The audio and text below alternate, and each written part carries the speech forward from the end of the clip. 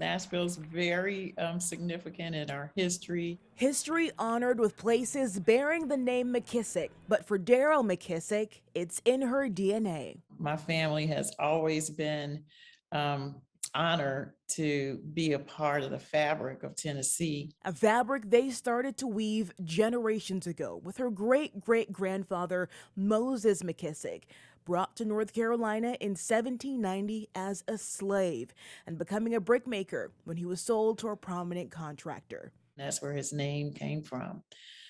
He passed the trade of construction down to my great grandfather, who became a master carpenter and became famous in Tennessee for the spiral staircases and the arch windows. The first licensed black architects throughout the Southeast, Moses III and his brother Calvin launched the first McKissack architecture and engineering firm in Nashville in 1905. Even in many years, many decades later, what I experienced, I'm sure they experienced it times 100. And it's very humiliating. It's degrading. You're used to getting a bad verdict, underestimated, passed over. And, in those days, you could get killed.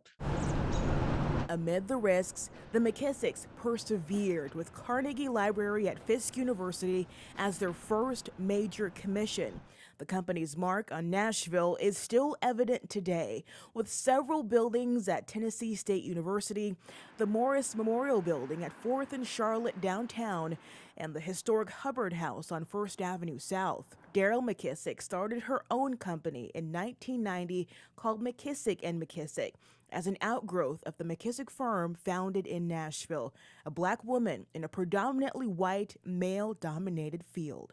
The McKissack name has only continued building on its legacy. It has to go beyond bricks and mortar and into something that's much more spiritual, but more of delivering mankind. Their portfolio includes the National Civil Rights Museum in Memphis, a design-build contract to rehab the historic Lincoln and Jefferson memorials, project management for the MLK Memorial on the National Mall, project management company for the National Museum of African American History and Culture, and many other schools, commercial, and residential projects. It gives all people inspiration, knowing that yes, as Black people, we have been accomplished, we have been successful, we have been the first to do things. And as everything, she hopes their family's story proves you can be anything.